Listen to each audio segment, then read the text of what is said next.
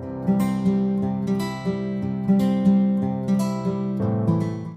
Friends, welcome back to my channel literature with Neha. आज के इस वीडियो में हम डिस्कस करेंगे पोयम ऑड टू ऑटम। ये पोयम लिखी है जॉन केट्स ने, जिनका बर्थ हुआ 1795 में और डेथ हुई 1821 में। जॉन केट्स ने ये पोयम सितंबर 1819 में लिखी थी और उसे पब्लिश किया गया 1820 में। ऑटम सीजन के आने पर नेचर में जो चेंजेस आते हैं उन्हें पोइट ने इस पोएम में डिस्क्राइब किया है। सबसे पहले ये पोएम बिल्कुल भी इजी नहीं है। इस वीडियो में मैं पूरी पोएम का लाइन बाय लाइन एक्सप्लेनेशन बताने वाली हूं, तो बिना स्किप किए इस वीडियो को एंड तक देखिए। तो शुरू करते हैं अपनी आज की पोएम। तो ये है poem ode to autumn. First line है season of mist and mellow fruitfulness. Mist का मतलब होता है धुंध। पोइट कहता है कि ऑटम सीजन धुंध का सीजन होता है, मतलब ऑटम सीजन में हवा में धुंध होती है। मेलो का मतलब होता है पकना। फ्रूटफुलनेस मतलब फ्रूट्स, कि ऑटम सीजन फ्रूट्स के पकने का सीजन होता है। Close bosom friend of the maturing sun. Close bosom friend का मतलब होता है इंटीमेट कोलैबोरेटर्स, मतलब दो ऐसे सहयोगी जो साथ मिलकर किसी एक काम को कर रहे हों। तो यहाँ पर पोइट ने ऑटम सीजन को मैच्योर सन का सहयोगी बताया है, क्योंकि ऑटम सीजन और सन दोनों की हेल्प से ही फ्रूट्स पकते हैं। Conspiring with him how to load and bless with fruit the vines that round the thatch eaves run. Conspiring का मतलब होता है षड्यंत्र करना, प्लानिंग करना। यहाँ पर हिम सन के लिए यूज हुआ है। पोइट कहता है कि ऑटम सीजन सन के साथ मिलकर के षड्यंत्र करता है, प्लानिंग करता है कि कैसे वाइन्स को, मतलब बेलों को कैसे फ्रूट्स से लोड किया जाए, कैसे बेलों को फ्रूट्स से ब्लेस किया जाए। टैच का मतलब होता है छप्पर, मतलब घास की छत। ईव्स मतलब घास की छत के किनारे, कि जो बेलें घास की छत के किनारों के सहारे राउंड करती हुई आगे बढ़ती हैं। रन का मतलब है आगे बढ़ती हैं। To bend with apples the mossed cottage trees. Moss का मतलब होता है काई। मोस्ट कॉटेज ट्रीज का मतलब है काई लगे हुए एप्पल के ट्रीज। पोइट कहता है कि ऑटम सीजन में काई लगे हुए एप्पल के ट्रीज पर इतने ज़्यादा एप्पल्स आ जाते हैं कि वो एप्पल्स के वजन के कारण जमीन की तरफ झुक जाते हैं, बैंड हो जाते हैं। And fill all fruit with ripeness to the core. Ripeness का मतलब होता है पकना। कोर का मतलब है सेंटर, फ्रूट का सेंटर। पोइट कहता है कि ऑटम सीजन सभी फ्रूट्स को उनके सेंटर तक, मतलब अंदर तक पका देता है। टू स्वेल द गोड। स्वेल का मतलब होता है फुला देना। गोड का मतलब है कद्दू, कि ऑटम सीजन कद्दू को और ज़्यादा फुला देता है, मतलब उसे पूरी तरीके से पका देता है। And plump the hazel shells with sweet kernel. Plump का मतलब होता है पकाना। हैज़ल एक प्रकार का अखरोट जैसा छोटा फ्रूट होता है। शेल्स मतलब छिलके, फ्रूट के छिलके। कर्नल एक प्रकार का सब्सटेंस होता है, एक स्वीट सब्सटेंस होता है जो हर फ्रूट के अंदर होता है और जिसे खाया जाता है। तो पोइट कहता है कि ऑटम सीजन हैज़ल फ्रूट को उसके छिलकों तक पका देता है और उसे स्वीट कर्नेल से भर देता है। To set budding more and still more. Budding का मतलब होता है कलियों का खिलना, कि ऑटम सीजन में पौधों पर बहुत ज़्यादा कलियां आ जाती हैं। Letter flowers for the bees. और ये कलियां जब बाद में फ्लावर्स बन जाती हैं तो ये फ्लावर्स बीज को, यानी कि मधुमक्खियों को अपनी ओर आकर्षित करते हैं, अट्रैक्ट करते हैं। Until they think warm days will never cease. Cease का मतलब होता है खत्म होना, कि ऑटम सीजन में मधुमक्खियाँ फ्लावर्स से रस लेकर के शहद बनाने में इतना बिजी हो जाती हैं कि उन्हें लगता है, वो सोचने लगती हैं कि ऑटम के वार्म डेज कभी ख़त्म होंगे ही नहीं। फॉर समर हैज़ ओवर ब्रीम्ड दियर कामी सेल्स। ओवर ब्रीम्ड का मतलब होता है ओवरफ्लो होना। कामी का मतलब होता है चिपचिपा, स्टिकी। और सेल्स का मतलब होता है शहद के छत्ते, मधुमक्खी के छत्ते। कि पोइट कहता है कि ऑटम सीजन में मधुमक्खियाँ इतना ज़्यादा शहद बनाती हैं कि शहद के कारण, ज़्यादा शहद के कारण उनके छत्ते ओवरफ्लो होने लगते हैं। सेकंड स्टैंजा में पोइट ने ऑटम सीजन को एक वुमन की तरह रिप्रेजेंट किया है।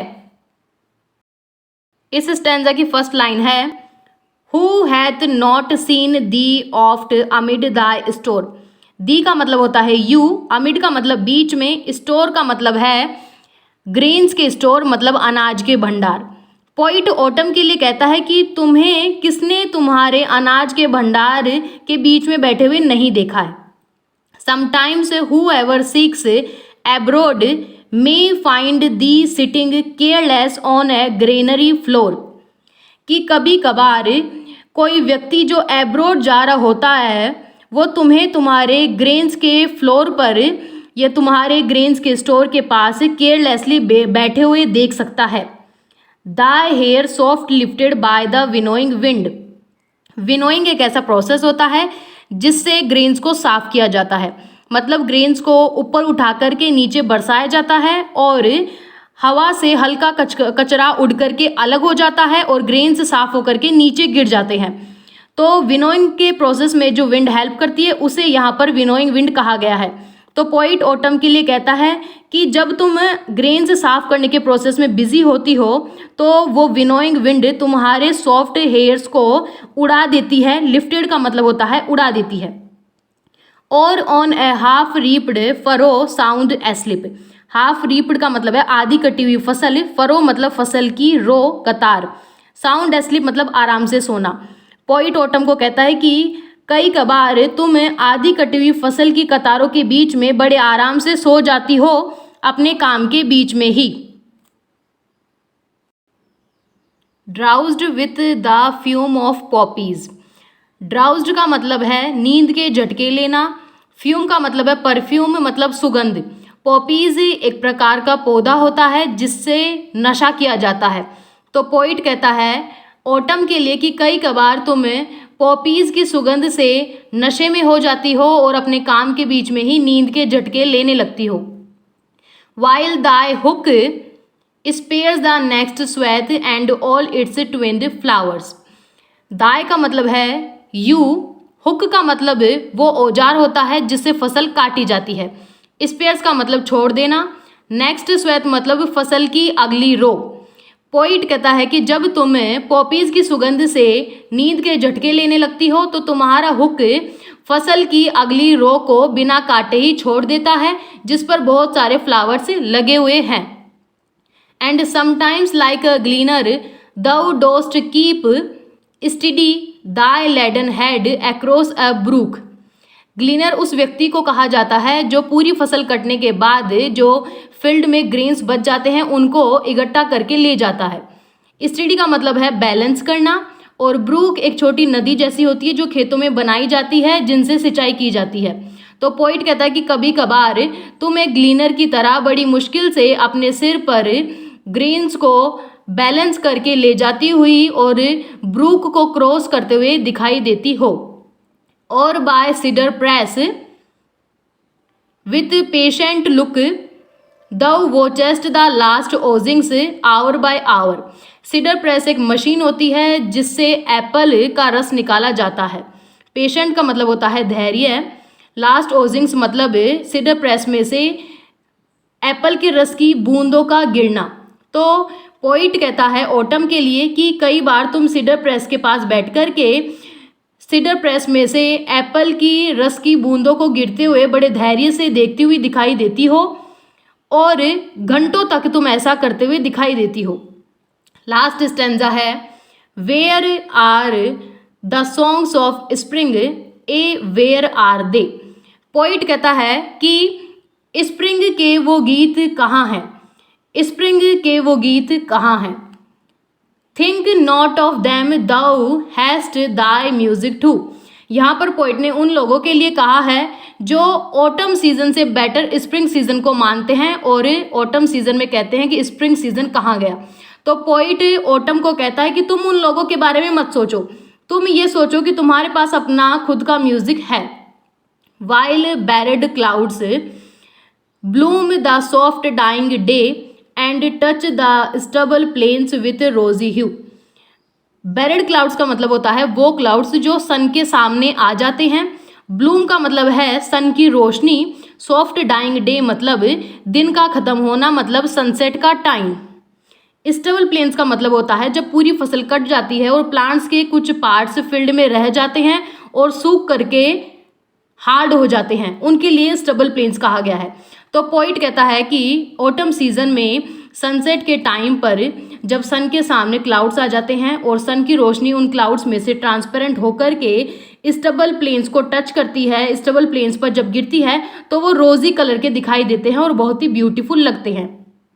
Then in a wailful choir the small gnats mourn among the river sallows. Wailful choir का मतलब होता है दुख भरी आवाज़। नट्स एक प्रकार का छोटा इंसेक्ट होता है। मौन मतलब विलाप करना, कि ऑटम सीजन में सनसेट के टाइम पर नट्स जो इंसेक्ट होते हैं वो अपनी दुख भरी आवाज़ में दुख व्यक्त करते हैं, विलाप करते हैं। कहाँ पर? रिवर शेलोज पर। रिवर शेलोज का मतलब होता है नदी के किनारों पर जो घास लगी हुई थी वो, कि नट्स जो इंसेक्ट होता है वो नदी के किनारे पर जो घास लगी होती है उसके ऊपर बैठ करके अपना दुख व्यक्त करता है ऑटम सीजन में। Borne aloft or sinking as the light wind lives or dies.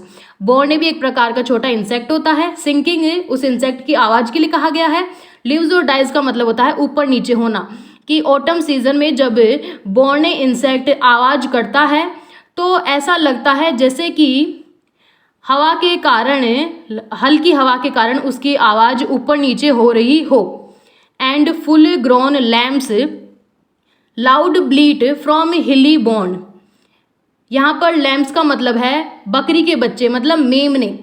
ब्लीट का मतलब आवाज़, मेमनों की आवाज़। हिली बॉर्न मतलब पहाड़ की चोटी। पोइट कहता है कि ऑटम सीजन में जब सनसेट के टाइम पर मेमने, फुल ग्रोन मेमने मतलब पूरे बड़े हो चुके मेमने जब पहाड़ की चोटी पर जाकर ब्लीट करते हैं, आवाज़ करते हैं, तो उनकी आवाज़ वहाँ से बहुत लाउड सुनाई देती है। हेज क्रिकेट्स सिंग। हेज क्रिकेट्स भी एक प्रकार का इंसेक्ट होता है। तो पोइट कहता है कि ऑटम सीजन में हेज क्रिकेट्स भी गाते हैं। And now with treble soft the redbreast whistles from a garden croft. Redbreast भी एक प्रकार का इंसेक्ट नहीं, बर्ड होता है। तो पोइट कहता है कि ऑटम सीजन में रेड ब्रीस्ट जो पक्षी होता है वो बहुत ही सॉफ्ट आवाज़ में गार्डन के कोनों से आवाज़ निकालता है। विसल्स मतलब यहाँ पर रेड ब्रीस्ट की आवाज़ के लिए यूज़ हुआ है। And gathering swallows twitter in the skies. Swallows एक प्रकार का छोटा बर्ड होता है।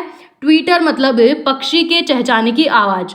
तो पोइट कहता है कि ऑटम सीजन में बहुत सारे स्वेलोज इकट्ठे होकर के जब आकाश में ट्वीटरिंग करते हैं, बादलों में जब ट्वीटरिंग करते हैं तो बहुत अच्छे लगते हैं।